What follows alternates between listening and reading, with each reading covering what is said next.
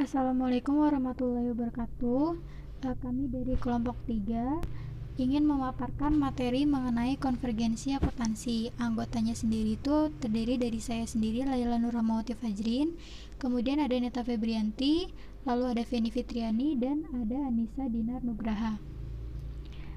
Hakikat pengambilan keputusan investasi adalah pemilihan alternatif investasi yang terbaik dari berbagai alternatif yang tersedia. Kemudian akan membahas mengenai internasionalisasi, standarisasi, harmonisasi, dan konvergensi akuntansi. Jadi upaya standarisasi dapat dilaksanakan dengan menyusun satu set standar baru yang diberlakukan untuk seluruh negara atau memberlakukan satu set standar tertentu yang telah ada untuk seluruh negara. Kemudian internasionalisasi yaitu menjadikan satu set standar akuntansi menjadi berlaku dalam skala internasional. Lalu ada harmonisasi. Harmonisasi sendiri ini mengacu pada gerakan yang keluar dari diversitas total yang berarti mengupayakan lebih banyak lagi kesamaan dengan memperkecil perbedaan.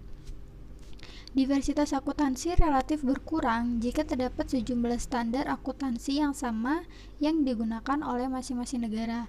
Konvergensi mengandung pengertian to move towards a place from different direction. Hornby tahun 2000 halaman 272. Kemudian di sini ada alasan utama kenapa sih harus ada konvergensi akuntansi. Jadi keputusan dalam berinvestasi yang tepat memerlukan laporan keuangan yang komparabel. Karena semakin tinggi komparabilitas, maka semakin berkualitas keputusan yang diambil. Diversitas akuntansi mempunyai pengaruh negatif terhadap komparabilitas informasi keuangan. Semakin tinggi diversitas, maka semakin rendah komparabilitas keuangan yang dihasilkan. Dari perspektif investor, upaya ini guna untuk mengatasi rintangan tersebut dengan menurunkan return yang diperoleh. Sedangkan dari perspektif perusahaan, upaya tersebut akan memperbesar biaya modal. Semakin mengglobal bisnis dan investasi, maka semakin besar tuntutan untuk menghilangkan atau setidaknya memperkecil diversitas tersebut. Jadi konvergensi akuntansi ini memang sangat penting untuk ada di skala internasional. Jadi di mana konvergensi akuntansi ini akan menyatukan standar akuntansi dari berbagai negara. Jadi dari pihak investor, perusahaan itu tidak akan kesulitan untuk membaca laporan keuangan itu sendiri jika sudah ada konvergensi akuntansi, karena konvergensi akuntansi ini akan membuat satu set standar akuntansi baru yang bisa diterapkan oleh perusahaan-perusahaan multinasional. Kemudian ada dorongan terhadap konvergensi akuntansi. Setelah tadi kita bahas mengenai alasan kenapa ada konvergensi akuntansi, di sini kita akan bahas mengenai dorongan. Dorongan apa aja sih yang timbul supaya ada konvergensi akuntansi? Jadi perusahaan-perusahaan multinasional sangat mendukung adanya konvergensi akuntansi. Karena dengan adanya konvergensi akuntansi, perusahaan multinasional mendapatkan beberapa benefit, yaitu pertama, tentu menghemat biaya penyusunan laporan keuangan konsolidasian. Kedua, memudahkan dalam monitoring anak cabang di luar negeri. Dan yang ketiga ada laporan akuntansi manajerial dan metode evaluasi kinerja lebih relevan. Materi pemaparan selanjutnya akan dilanjutkan oleh teman saya, Saudari Neta Febrianti. Kepadanya dipersilakan. Saya akan melanjutkan dari Saudari Laila. Selain perusahaan-perusahaan multinasional atau MNC, Bursa Efek dan para partisipan industri sekuritas lainnya mendukung adanya konvergensi akuntansi. Hal ini berkaitan dengan peningkatan listing lintas negara dan volume transaksi sekuritas pada pasar mereka. Organisasi-organisasi internasional pendorong konvergensi. Selain International Accounting Standard Board atau IASB, antara lain ada 5 macam. Yang pertama yaitu Commission of the EU Union, disebut Europe Commission atau AC. Yang kedua, International Organization of Securities Commission atau IOSCO. Yang ketiga ada International Federation of Accountants atau IFAC. Yang keempat ada International Standard of Accounting and Reporting atau ISR. Yang kelima ada Organization for Economic Cooperation and Development Working Group and Accounting Standard atau OECD Working Group. Entitas politik yang memperoleh kewenangan dari persetujuan internasional yaitu ada AC, ISRR, and OECD Working Group. Kegiatan utama IFAC meliputi penerbitan petunjuk teknis, profesional dan mendorong adopsi pernyataan IFAC dan IASB, sedangkan IOSO yakni mendorong implementasi standar regulasi yang tinggi meliputi konvergensi, disclosure, dan standar-standar akuntansi untuk perdagangan dan pemerolehan modal lintas negara. International Accounting Standard Board atau IASB. Menurut Saudargan 2001, skenario untuk melaksanakan harmonisasi atau konvergensi global akuntansi nampaknya adalah adopsi standar-standar yang diterbitkan oleh International Accounting Standard Committee atau IASC yang sekarang bernama IASB. Dikarenakan tidak mempunyai otoritas, maka standar-standar tersebut harus disetujui oleh International Organization of Securities Commission atau IOSCO yang merupakan organisasi internasional yang beranggotakan regulator-regulator pasar modal.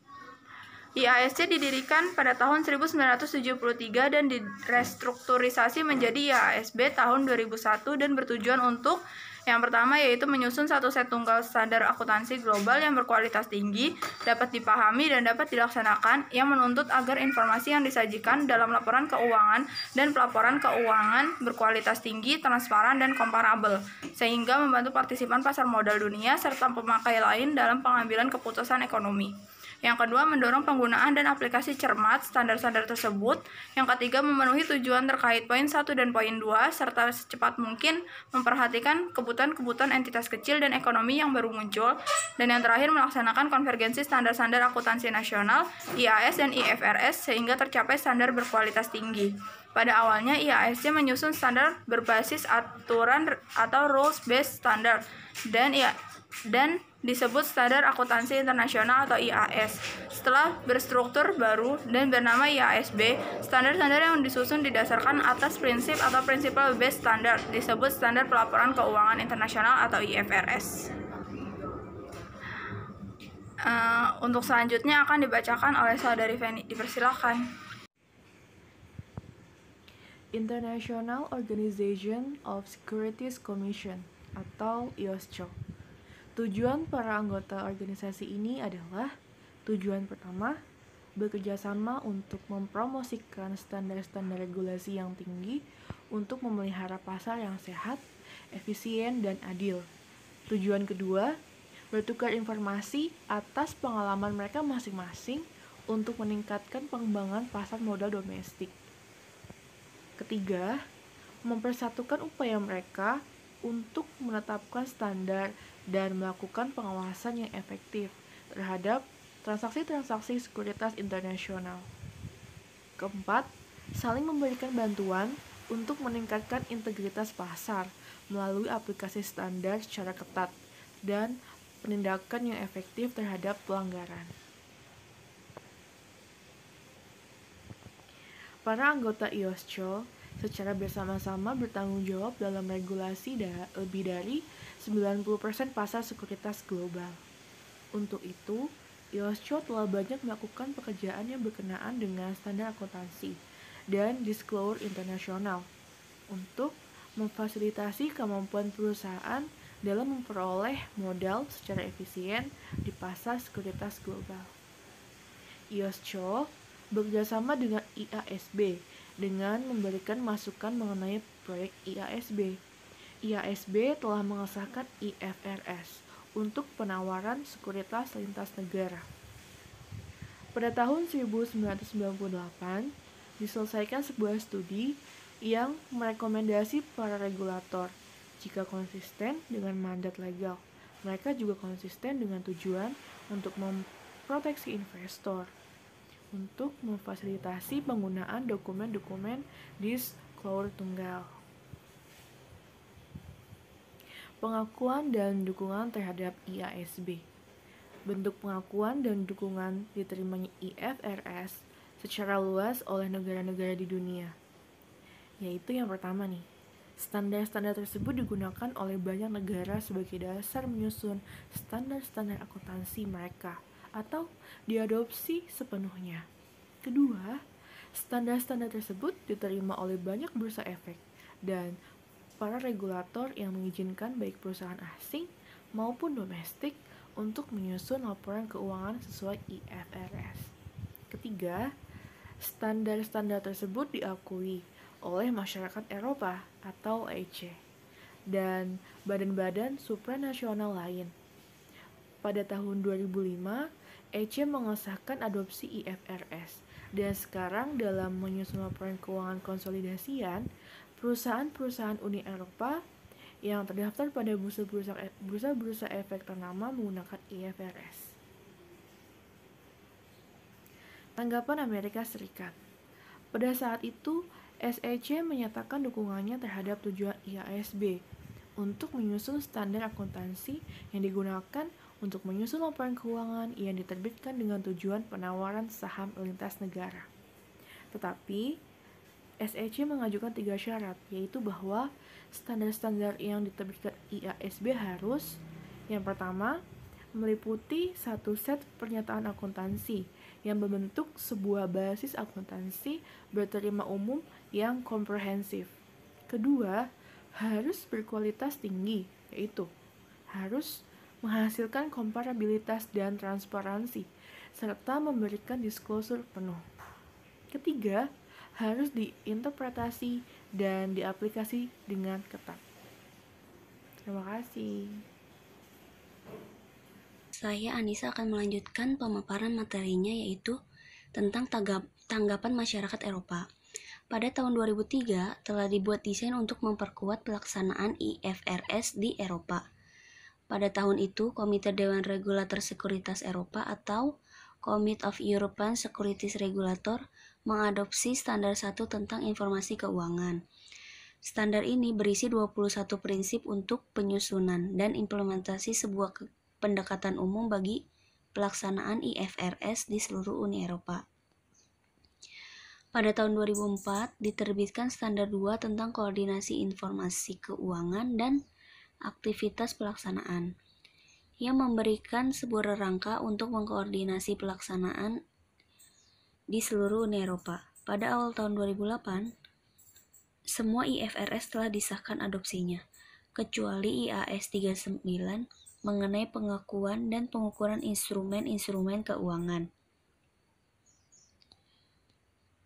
Slide selanjutnya yaitu adopsi oleh Indonesia. Perlukah Indonesia mengadopsi IAS atau IFRS? Tentu saja perlu, agar standar pelaporan keuangan Indonesia mendapat pengakuan yang lebih tinggi. Tetapi menurut Indra Wijaya 2007, ada 2 hal yang perlu diperhatikan. Salah satunya yaitu kesadaran akuntan untuk berperilaku profesional dan menjunjung tinggi etika profesi. Semakin pandai seorang akuntan, semakin berbahaya jika tidak menjunjung tinggi profesinya. Yang kedua yaitu adanya regulator yang mempunyai daya paksa terhadap semua perusahaan dan semua akuntan untuk memenuhi regulasi yang telah ditetapkan. Tanpa kekuatan pemaksa, regulasi atau aturan apapun tidak akan mempunyai manfaat dalam upaya pencapaian tujuan yang diinginkan. Slide selanjutnya yaitu masalah kecil dan menengah. Definisi UKM tidak meliputi perusahaan yang melakukan listing maupun perusahaan yang signifikan secara ekonomi. Jika untuk sebuah masalah ekonomi bagi UKM tidak atau belum dibuatkan standarnya, disarankan agar UKM menggunakan IFRS penuh yang sudah ada. Selanjutnya yaitu ada sejumlah alasan mengapa IASB bersedia melaksanakan proyek ini. Yang pertama, standar yang disusun oleh IASB memang dirancang untuk perusahaan publik, bukan untuk UKM.